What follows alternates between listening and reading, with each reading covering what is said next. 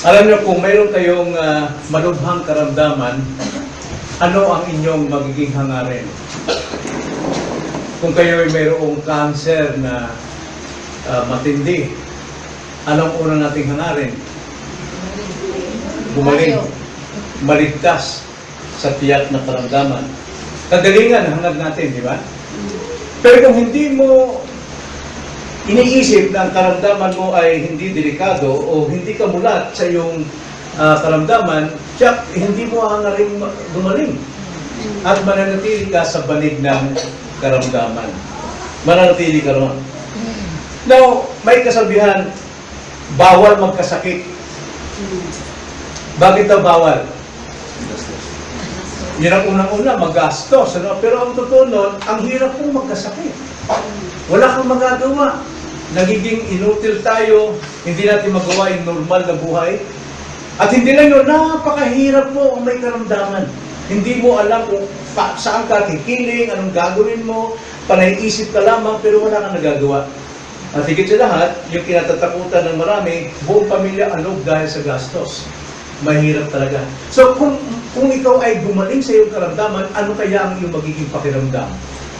Gaano kaginhawa ang gumaling sa karamdaman? Alam niyo, mayroon pong kwento dito sa banal na kasulatan, may kaugnayan po sa kagalingan ng isang matinding karamdaman. Buksan natin ang ating mga Biblia sa Mateo 8. Wala po kayong Biblia? Ito. Sige po. Wala. Okay. Dito. Ayun, Matthew 8. Dito lang tayo palagi, ano? Verse 1 hanggang 3. Yun ang ating tatalakayin. Mateo 8, versikulo 1 hanggang 3. Yun ang po ating babasahin at yan po natin kukunin ang ating pong mensahe ngayong gabi na pinamagatan ko pong hangarin mong gumaling. Hangarin mong gumaling. At pag sinabing hangarin mong gumaling, mayroon kang dapat na gagawin. Basahin natin ang versikulo 1 hanggang 3. Nang bumaba si Jesus mula sa bundok, sinundan siya ng napakaraming tao. At lumapit sa kanya ang isang kitongin. At lumuhod sa harapan niya na nagsasabing, Panginoon, kung ibig mo, ay malilinis mo ako. Iniunat ni Jesus ang kanyang kamay at hinawakan niya ito na nagsasabi, ibig ko, maging malinis ka. At nalinis ka agad ang kanyang ketong. Ay, dumako muna sa panalangin. Bigyan natin ang tulong ng Diyos. Ayaw natin magtiwala sa ating sariling karunungan. Ito may bahid ng kasalanan. Kaya hingin natin ang tulong ng banal na Espiritu na magbigay sa atin ng liwanag ng kaunawaan ng kanyang banal na salita. Tayo manalangin. Panginoon, aming dalangin na ngayong gabi po sa aming pong pagbubulay-bulay ng iyong salita. Mahirap po itong unawain sa aming pong sarili. At kailangan namin ng tulong ninyo sa pamamagitan ng inyong banal na Espiritu. Huwag niyo pong hayaan, Panginoon, na kami manangan sa aming sariling kaunawaan at itong kwentong ito ay amin lamang titignan sa literal at pisikal na pangyayari, kundi maunawaan namin na ito po ay may kahulugang espiritual sa aming pong buhay. Kaya pagpalain po ninyo ang aming pong pag-aaral ngayong gabi, itong aming dalangin sa pangalan ng Panginoong Hesus. Amen. Na ang kwentong ito, mga kaibigan, mga bisita, at mga kapatid, na ating binasa, ay para sa lahat ng tao. Walang kinikilingan dito. Anuman ang iyong nasyon, anuman ang iyong lahi, anuman ang iyong relihiyon, anuman ang iyong mga paniniwala, ang kwentong ito ay para sa lahat. Kaya ito ay para sa atin. Sapagkat kung ating babasahin muli ang verse 1, ganito po ang pagkakasabi. Nang bumaba si Jesus mula sa bundok, sinundan siya ng napakaraming tao at lumapit sa kanya ang isang kitongin. Mapapansin natin na napakaraming tao ang sumusunod sa ating Panginoon. Kaya ang kwentong ito ay para sa lahat sapagkat lahat ng tao ay nakakakilala sa Diyos. Tama? Lahat tayo ay nangangailangan ng Diyos. Tama? Lahat tayo gustong sumunod sa Diyos. Tama? Pero hindi lahat ng sumunod dito ay mayroong parehong layunin sa buhay. Marami ang sumusunod sa Diyos, hindi dahil sila nagkakaisa sa isang pinakalayunin na nais abutin ng tao na hangad ng Panginoon. Karamihan dito sa mga sumusunod, hangad nila ng pagpapala. Hangad nila na sila ay magkaroon ng kasagutan sa kanilang problema. Hindi ba yan ang ating gusto? Hangad natin, huwag tayong mapunta sa matinding karamdaman, pagpalain ng ating negosyo, pagpalain ng ating buhay, paunlarin ang ating pamumuhay. Yun po ang gusto lahat ng tao. Ito ang kanilang pagsunod. Ang sabi nito, napakaraming taong sumusunod kay Jesus sapagkat lahat ay nangangailangan. Ngunit, mayroon silang nakaligtaan yung pinaka-prioridad na dapat abutin ng tao sa kanyang pagsunod sa Diyos. Hindi lahat mayroong tamang layunin.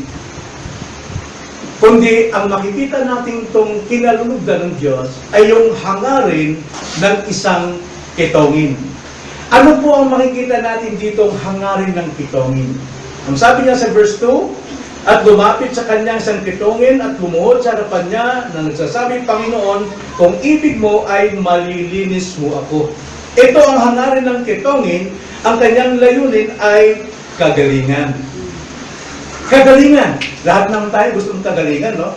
Pero iba ang pangangailangan ng kitongin ito na ito yung ating hindi nakikita. Alam niyo yung ketong sa Biblia, alam natin yung ketong, nandiyan yan sa may, sa may tala, no? Sa may lubaliches, andyan natin mga ketongin eh. Pero yung kaiba yung ketong dyan na nasa tala, sapagkat gumagaling yan. Mayroong mga doktor, pero ang ketong dito sa panahon ni Jesus Christ, walang kagalingan, walang gamot, tanging himala lamang ng Diyos. Kaya nga ang ketong sa banal na kasulatan, ito ay ininarawan sa kasalanan ng tao. Ang ketong ditong pisikal, ito po ay inihambing sa kasalanan ng tao. Bagamat makita natin iisa lamang may ketong nakita rito, ngunit ito'y tumutukoy sa lahat ng tao na lahat ng tao ay mayroon pong ketong. Mayroon tayong ketong. Ano yung ketong na yun? Kasalanan. Kung tawagin yan, spiritual ketong. Lahat tayo ay ketongin. At ang kabayaran ng ketong ay kamatayan. Ganito ang sabi sa Roma 5, versikulo 12. Pakinggan nyo na lamang. Kaya kung paanong sa pamamagitan ng isang tao ay pumasok ang kasalanan sa sanlibutan, at sa pamamagitan ng kasalanan ay ang kamatayan. Kaya dumating sa lahat ng mga tao ang kamatayan sapagkat ang lahat ay nagkasala. Ang sabi po dyan, ang kasalanan daw ay nagmula sa isang tao. Sino yung tao kayo yun, pinagmulan ng kasalanan? Alam niyo yung kwento yan? Si Adan. At ang tanda po ng kasalanan na minana natin ay ang kamatayan. Lahat ng tao mamamatay dahil mayroong kasalanan. Walang sino mang tao magsasabi, wala akong kasalanan. Kung wala kang kasalanan, hindi ka mamamatay. Kaso lang mamamatay ka eh. Dahil yan po ang bunga ng kasalanan, Roma 6:23. At itong ketonging ito ay lumalarawan sa kasalanan, sapagkat ang ketonging ito ay patungo na sa kanyang kamatayan. Sapagkat ang kabayaran ng kasalanan ay kamatayan. Pero kay Jesus, may pag-asa. Mayroong pag-asa. Tingnan nyo ang sabi sa Romans 6:23. Babasahin ko lang po sa inyo kung hindi nyo po mahabol. Sapagkat ang kabayaran ng kasalanan ay kamatayan. Kapag ikaw ay may kasalanan, ang bayad ng iyong kasalanan, kamatayan.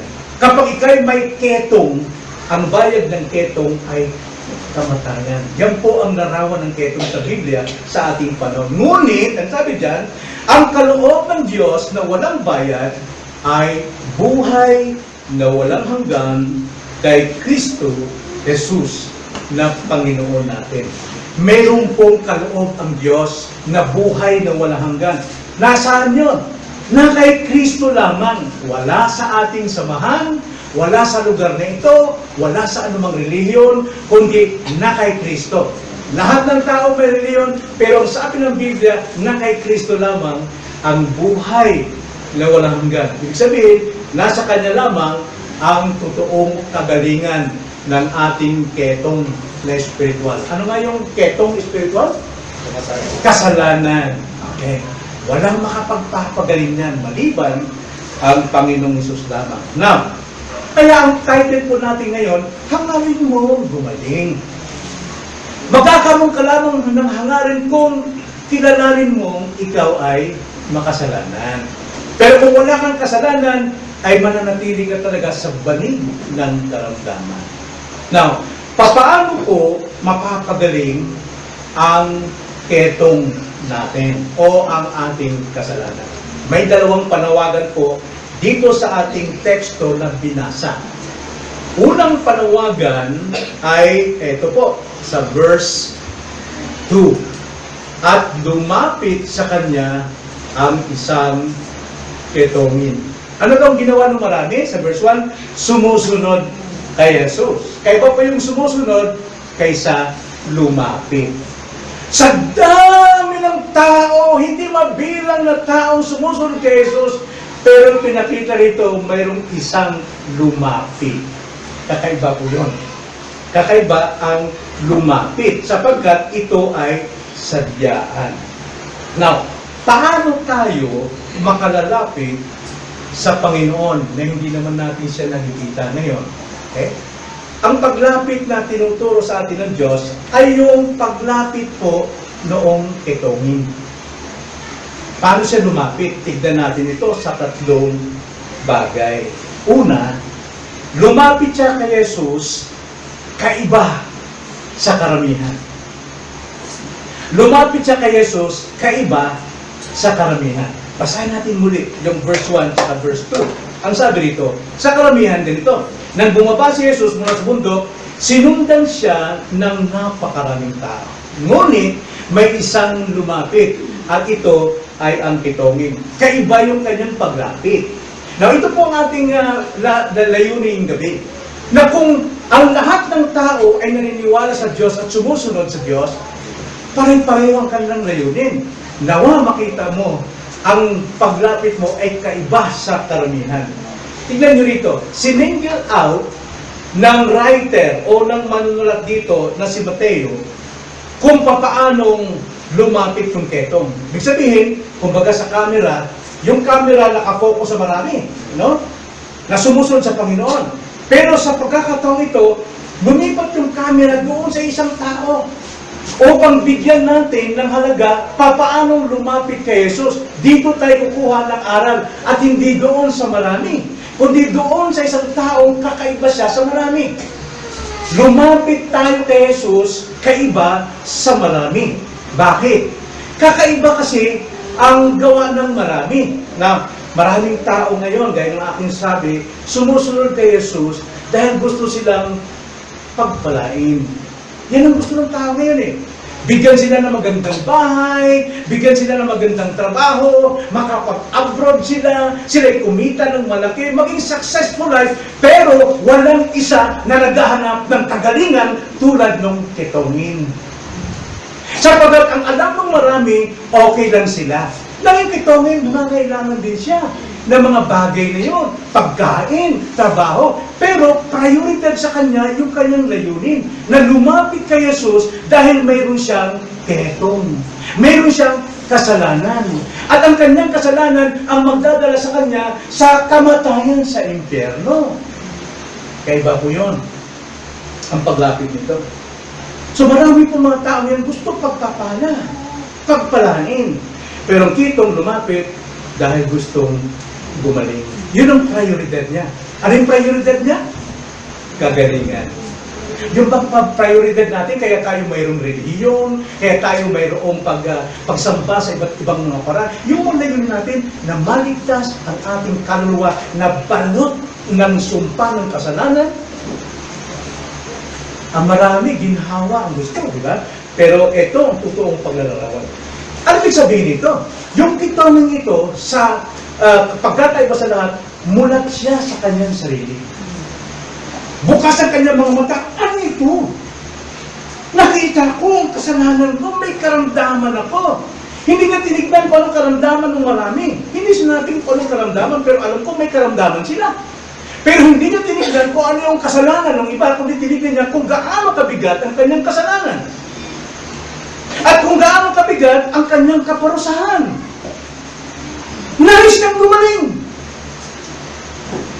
Nais niya matanggap ang biyaya ng Diyos, hindi pagpapalang material, kundi pagpapalang kagalingan ng kanyang ketong. Alam niyo po ba sa ketong, sa panahon yun, kapag may ketong ka, nahatulan ka na. Yun ang batas ni Moises. Pag nahatulan na, kailangan magtakip ng bibig at sumigaw siya pag may mga tao, marumi! Marumi! Kaya mga tao noon, nagtatakbuhan. Kinamumuyan siya dahil sino mang mapalapit o di kaya mapatapat ng hangin, andun siya, tapos may hangin dito. Ang turing ayon sa batas ni Moises, ang turing ng tao yun, lahat na hanginan, noong hangin na galing sa ketong, siya'y marumi na rin, kasumpa-sumpa na rin siya. Kaya sino mang makalapit na may ketong takbuhan yan, kaya kinamumuyan siya ng lahat ng tao. At maliban doon, ang ketong ay nakakahawa, matindi. At alam niyo yung ketong, kinakain ng ilong, nauubos ang ilong pero hindi lang nararamdaman. Yung kamay nila mapunta sa baga, kahit na umuusok at naluluto na, hindi nila nararamdaman. Ganyan po ang ketong sa panahon yon. At ganoon din ang kasalanan. Kahit na bawal na, kahit na kamatay na, sasabihin, wala akong kasalanan. Dahil manhid po ang kasalanan. Nakikita niyo sa mga anak niyan, pag nakagawa sila ng kasalanan, kahit anong gawin mong question, tanong, manhid sila, hindi nila maamin. Yan po ang dulot ng kasalanan. At ayon kay Moises, sa batas ni Moises, nahatulan yan. Na kung gusto niyo basahin, Leviticus 13 yan. At saka Hebrews 9:27. Ngayon, ikatlo, yung una, lumapit siya kay Jesus, kaiba sa marami. Ikalawa, lumapit siya kay Jesus dahil sa kagalingan. Ikatlo, lumapit siya kay Jesus na mapagpakumbaba. Tingnan niyo ang sabi rito sa ating text. Verse 2, at lumapit sa kanya ang isang ketongin. Ano pong ginawa? Anong sabi sa Bible ninyo? Anong ginawa? Siya ay lumuhod sa harapan niya. Lumuhod. Now, kung ating pong babasahin ang iba't ibang salin ng Biblia, makikita natin ang pinaka-totoong meaning ng Griegong salita. Sa Tagalog po, ang sabi dyan, at siya'y lumuhod. Ginagawa ng marami yan, pagluhod. Pero hindi lang dapat luhod. Ang sabi sa New American Standard Bible, he bowed down before him. Pag sinabi pong yumukod siya, noon niya, lalapin niya, nakahalik sa lupa. Ganon siya. At ang sabi pa sa ibang salin, to kiss. To kiss too. Ibig sabihin, halikan tulad ng isang alipin na kapag humalik sa kanyang amo, sa kanyang kamay, talaga namang nilalamukot niya dahil siya'y mapagpakumbaba. Ito yung anyo ng taong ito. Wala siyang pag-asa sa buhay. Siya'y may karamdaman. Ngunit siya'y lumapit kay Jesus na mapagpakumbaba. Nalang kung marami sa ating panahon ngayon na ginagawa rin ng pagpapakumbaba. Andyan yung magpenitensya ng ilang araw hindi kumakain, andyan yung magdasal ng ilang libong letra dahil pagpenitensya. Pero wala po yan sa Biblia. Ito po yung pagpenitensya na lumapit sa Panginoon na mayroong pagpapakumbaba. Sa King James, ang pagkasabi po dyan, he worshiped Him. Sinamba niya ang Panginoon.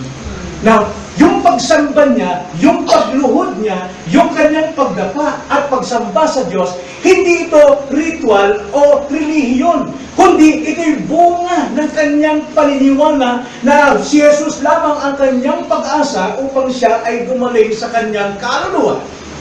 Sa katwid, ito po ay isang pagpapakababa na siya'y nagpapasailalim sa kapangyarihan ni Kristo. Ganun po ba ang ating paglapit sa Panginoon? Kapag tayo sumasamba o nagsimba. Kadalasan po pag tayo nagsimba, dahil bagong baro natin, di ba? O di kaya birthday, kaya tayo nagsisimba. Wala talagang totoong pagpapakumbaba na siya'y kinikilala natin bilang Panginoon na tayo'y lumuluhod at ating hinahalikan ang lupa para sa Kanya at tayo sumasamba.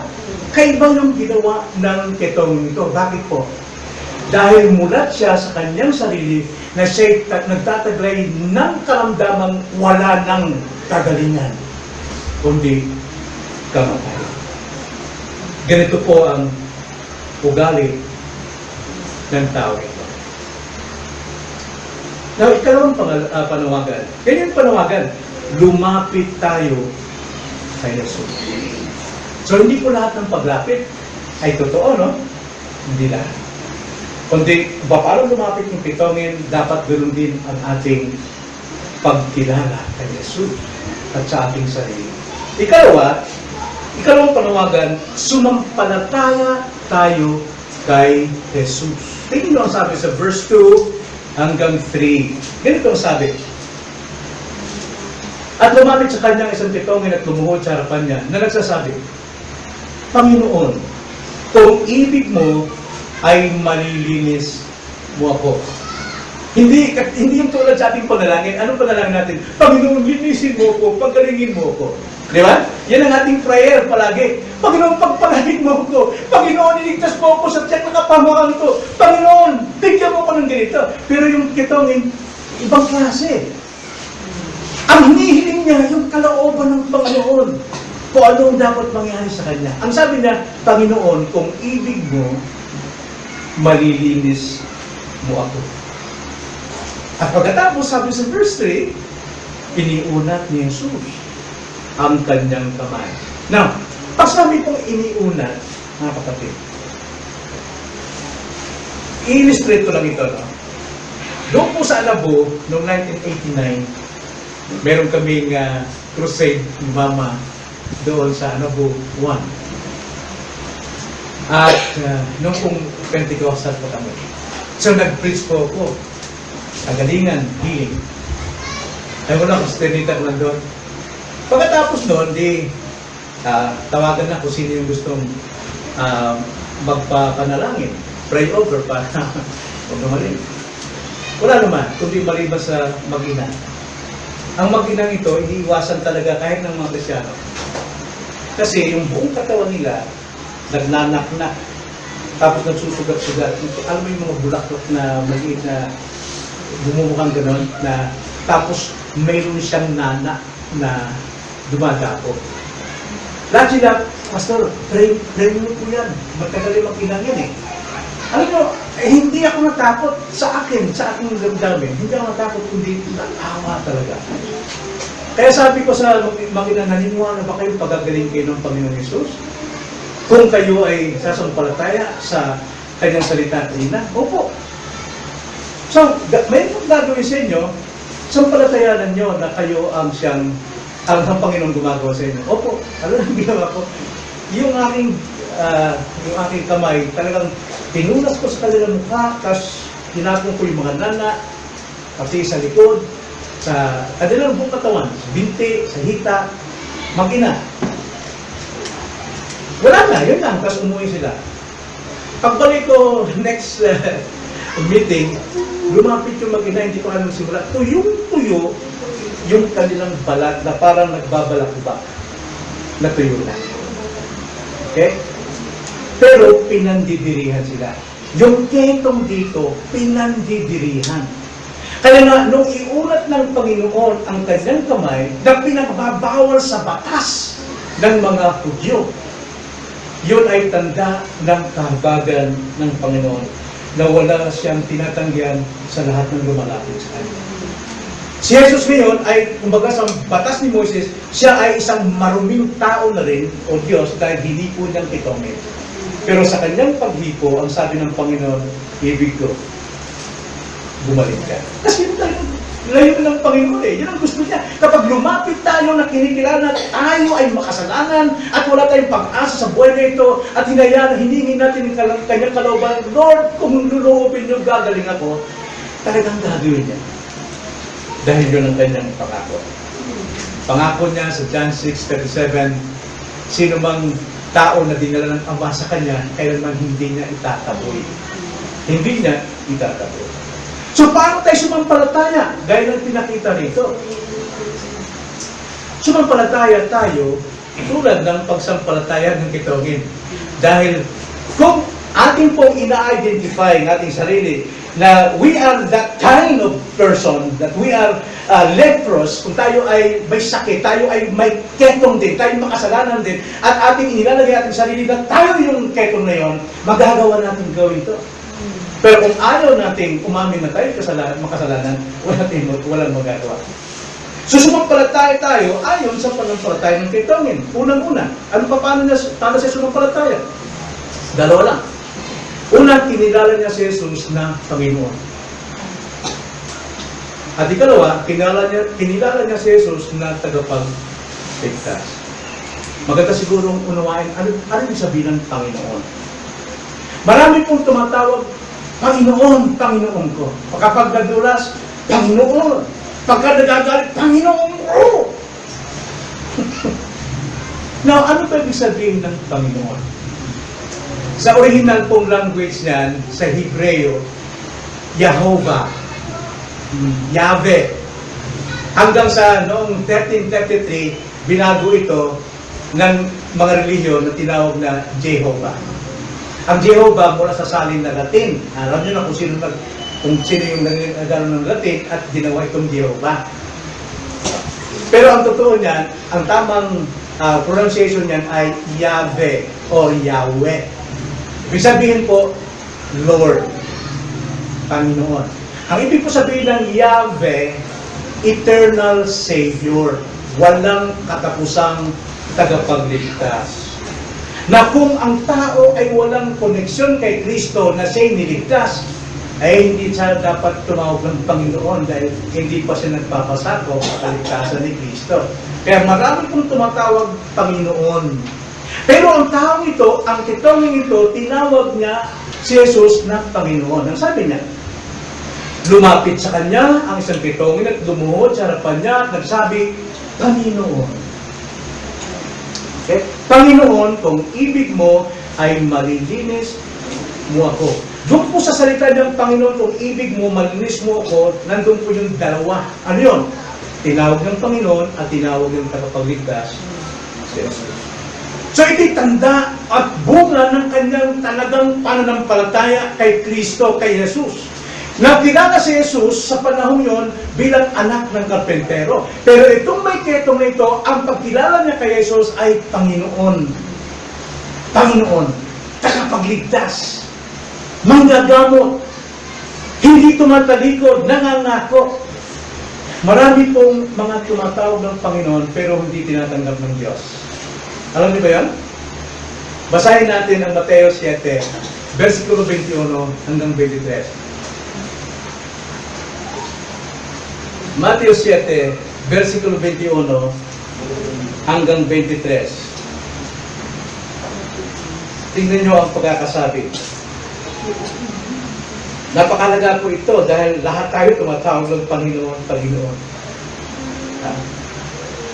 Pero tulala natin yung panampalataya ng Petong tumawag sa Panginoon, bunga ng kanyang panampalataya. Dito sabi, hindi lahat na nagsasabi sa akin, Panginoon, Panginoon, ay papasok sa kaharian ng langit.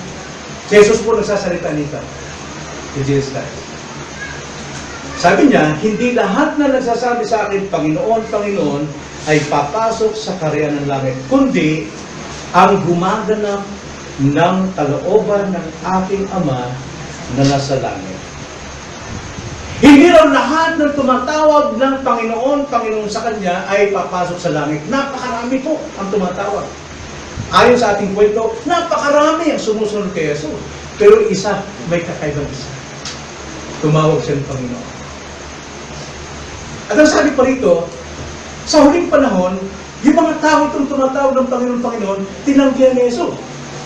Kaya sabi sa 22, sa araw na yon ay marami magsasabi sa akin, Panginoon, Panginoon, hindi ba nagpropesiya kami sa iyong pangalan? Di ba't kami nangangaral? Kami nagpapatotoo sa iyong pangalan? Hindi tinanggihan ni Jesus yan. At ang sabi pa, at nagpapalayas ng mga demonyo sa iyong pangalan. Now, apply natin, palawakin natin. Ibig sabihin nagpapalayas, ito yung mga naghihil. In Jesus' name. Pero sa pang-araw-araw natin, gawin natin to, tayo yung, ito sila nakakatulong na nagpapagaling ng karamdaman ng iba. Ibig sabihin, sila ay mayroong good works. Mabubuti sila. At hindi lang yun. At sa iyong pangalan, gumagawa ka ng maraming gawang makapangyarihan. Kung sabi ko diyan makapangyarihan, signs and wonders. Ibig sabihin yan, mga bagay na bihirang ginagawa ng mga tao. Tulad ng pagbibigay ng 1 milyon sa nabubugan o tinamaan ng tsunami. O di kaya pagpapagawa ng isang kumbento na halaga 1 milyon para lamang sa ilang bibihira yan. Signs and wonders. Pero sabi ng Panginoon, verse 23, at kung magkagayon ay ipapayag ko sa kanila, hindi ko kayo kilala kailanman. I never knew you. Lumayo kayo sa akin, kayong mga gumagawa ng kasamaan. Balikan natin yung verse 21. Hindi lahat na nagsasabi sa akin, Panginoon, Panginoon, ay papasok sa karinang langit, kundi ang gumaganap ng kalooban ng aking Ama na nasa langit. Ang tanong, ano ba yung kalooban ng Ama na ipinapagawa sa mga tao para tanggapin sila sa karinang langit? Ito ba yung gumawa sila ng malaking tulong, mga dakilang mga gawa, mga di pangkaraniwan? Ito ba ro? Hindi yung kalooban ng Ama. Bagamat nagagawa ng sino ng tao yan. Pero mayroong pinapagawa ang Ama tulad ng ginawa ng kay Tonging ito. Kaya siya ay katanggap-tanggap sa karera ng Diyos. Gusto niyo malaman kung ano yung kalooban ng Ama na dapat nating malaman? Narito po ang kalooban ng Ama. Upang mapasama ka sa mga pagbubuksan ng langit. Ganito po, sabi sa John chapter 6, verse 28 to 29, at tumuloy tayo sa verse 39 to 40. Sige po. John 6, 28, 29. Sino magbabasa? 28, 29. Sinabi nila sa kanya, ano ang kailangan namin gawin upang aming magawa ang mga gawa ng Diyos? Sumagot si Jesus sa kanila, ito ang gawa ng Diyos na iyong sampalatayanan ang kanyang sinugo. Okay. Ano na yung gawa na nais paggawa ng Diyos para magawa ng tao? Ang sabi ni Jesus, eto ang gawa ng Diyos na inyong sampalatayanan ang kanyang sinugo. Sino yung sinugo niya? Si Jesus. 39 to 40. Sino pong babasa? At ito ang kalooban ng nagsuko sa akin, na sa lahat ng ibinigay niya sa akin ay huwag kong iwala ang anuman kong bumuhayin sa huling araw. Sapagkat ito ang kalooban ng aking Ama, na ang bawat nakakita ng anak Sa anak. sa anak at sa kanya'y Sumampalataya ay magkaroon ng buhay na walang hanggan. At muli ko siyang bubuhayin sa huling araw. Etong kalooban ng Ama. Okay? Kaya ito pong problema ng reliyon na kumikilala sa Ama lang. Sa Amang Yehovah lang. At hindi kumikilala kay Jesus. Samantalang ang kalooban ng Ama, pinadala si Jesus upang ang sino mang sa kanya'y sumampalataya ay magkaroon ng buhay na walang hanggan. Yun ang kalooban ng Ama. At balikan natin yung Matthew 7:21. Ganitong sabi, hindi lahat na nagsasabi sa akin, Panginoon, Panginoon, ay papasok sa karinang langit, kundi ang gumaganap ng kalooban ng aking Amang nasa langit. Anong kalooban ng Amang nasa langit? Sampalatayanan si Jesus bilang tagapagligtas. Hindi unahin yung pagpapana na siya ay makaabot sa Amerika, na siya ay magkaroon ng magandang bahay, na siya ay magkaroon ng magandang kalusugan. Ang unang prioridad, gumaling siya sa kanyang etong ng kasalanan. Sa sapagkat yan ang kalooban ng Ama. Pero anong ginagawa ng mga tao ngayon?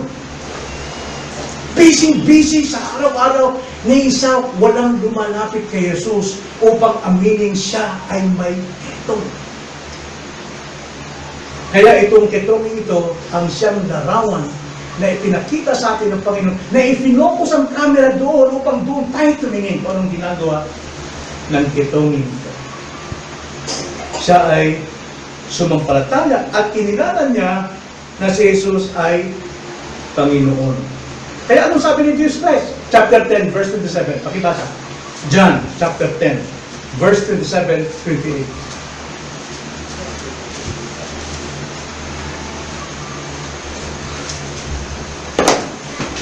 Pinapakinggan ng aking mga tupa ang aking tinig, at siya'y aking kilala. At sila'y sumusunod sa akin. Sila'y binibigyan ko ng buhay na walang hanggan. At kailanmay hindi sila mapapahamak at hindi sila agawin ng sinuman sa aking kamay. Kita niyo? Yung mga sumasampalataya sa anak na tinutupad ang kalooban ng Ama, ang sabi ng Panginoon, pinapakinggan nila ang aking tinig. Sila yung aking mga tupa. Kilala ko sila. At sila'y sumusunod sa akin. Eto na. No? Yung napakaraming tao sumusunod kay Jesus na wala pang relasyon kay Jesus. Ang gusto lang nila, pagpapala. Pero itong ketong na ito, lumapit muna bago sumunod. Eto sabi niya, at sila'y sumusunod sa akin. Sila'y binibigyan ko ng buhay na walang hanggan at kailanman hindi sila mapapahamak. Hawak na nila, taglay na nila ang karapatan sa langit. Kaya pag tinawag silang Panginoon, pagbuksan mo kami ng langit, bukas ang pintuan ng langit sa lahat ng mga sumasampalataya.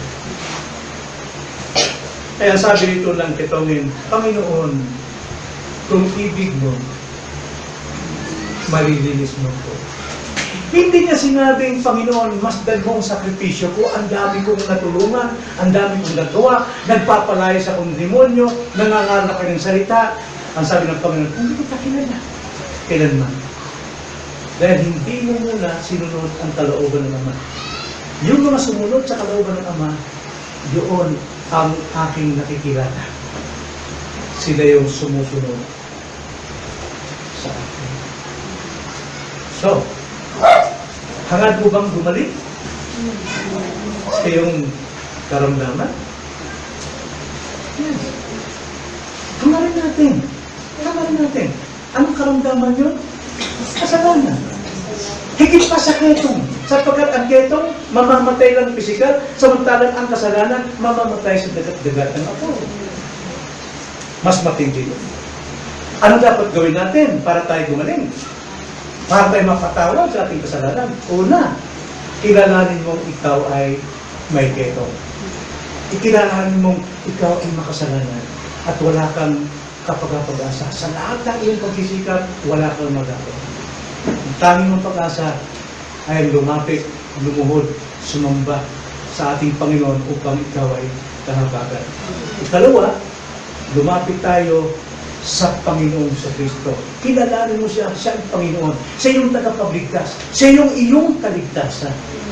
Alam niyo yung paghipo ng Panginoon doon sa may karamdaman, hindi lang ganun simple. Ngayon sa panahon natin, yun ang ginagawa ng mga pastor na hipuin lang at pray. Now, yan po ay isang demonstration ng Panginoon ng kanyang habag.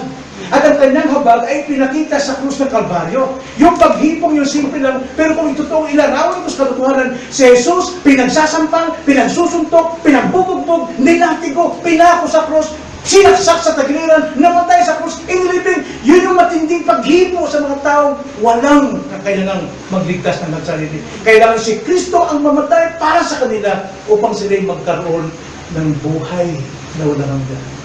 Hindi lang basta hipo. Hindi lang basta prayer over. Ang ginawa ni Jesus, siya mismo ang namatay para sa iyo.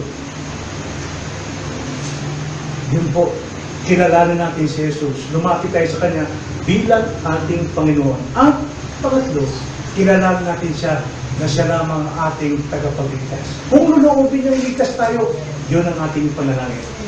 Hindi yung ating magawa, hindi yung ating pag-ating, hindi yung ating pagdadasal, hindi yung ating pag-usap-santay na pumunta sa banahaw, sa bundok, pagsisikap at pagsakripisyo. Hindi po yan.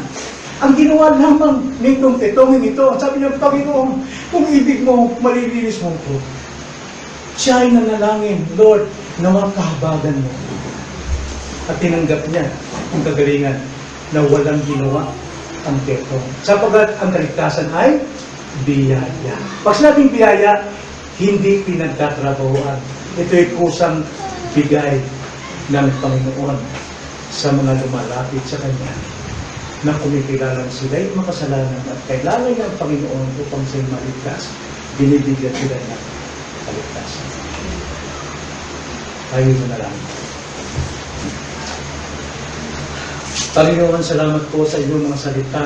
Tunay ang salita ninyo ay katotohanan. At ang sino mang mananatili sa katotohanan, sila po'y mapapalaya sa lahat po ng kamalian.